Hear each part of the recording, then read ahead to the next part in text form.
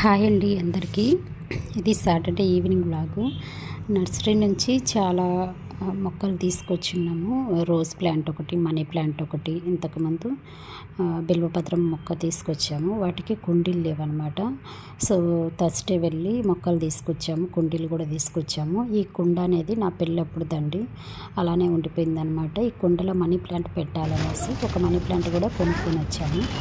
ఇది హోల్ పెడుతున్నానండి. సో ఎలా హోల్ పెట్టానంటే, ఈ కుండ నిండా వాటర్ పట్టేసి బకెట్లో ముంచేసి బ్యాక్ సైడ్ తిప్పి బకెట్లో కూడా వాటర్ తిప్పేసి పైనుంచి హోల్ పెడుతున్నానండి. విధంగా లేకపోతే డైరెక్ట్ మనం కుండగానే హోల్ పెట్టినామంటే అది చిట్లిపోతుంది, విరిగిపోతుంది, వేస్ట్ అనమాట. సో ఇది ఎప్పటి నుంచో పక్కన పడిందనేసి తీసుకొచ్చాను. ఇలా మనీ ప్లాంట్లు ఒక ప్లాంట్ తీసుకొస్తే అందులో 2 మనీ ప్లాంట్లు వచ్చాయి. నాకు ఇంట్లో ఇంకొక కుండ కూడా ఉన్నదనమాట, 2 కుండలు ఉన్నాయి. ఇలా మట్టి పోసేసి ఒక మనీ ప్లాంట్ పక్కకు తీసేసి మొక్క ఇందులో ఈ కుండలో పెట్టేస్తున్నాను. ఇంకొక మనీ ప్లాంట్ కూడా ఉందండి. సో నాకు ఇండోర్ ప్లాంట్స్ పెంచుకోవడం చాలా ఇష్టము.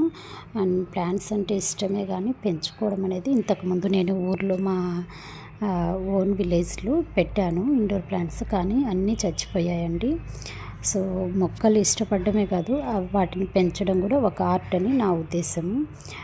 సో ఇండోర్ ప్లాంట్స్ ఎలా పెంచాలో మీకు తెలిస్తే కానీ నాకు కామెంట్ చేయండి కంపల్సరీగా.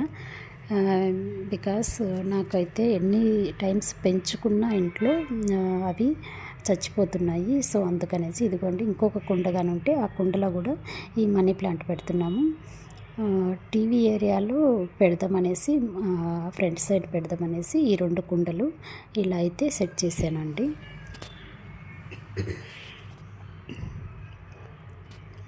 సాటర్డే నైట్ మొత్తం ఇదే సరిపోయింది. ఈవినింగ్ దాదాపు 1 అవర్ కుండీలలో మార్చేసామన్నమాట. ఇవి బ్యాక్ సైడ్ బాల్కనీలో పెడదామనేసి కుండీలు, బిల్వపత్రం చెట్టు అవి కూడా ఇంట్లో బకెట్లు ఉంటే వాటిల్లో పెట్టేసామండి, పెద్ద బకెట్లు ఉంటేను.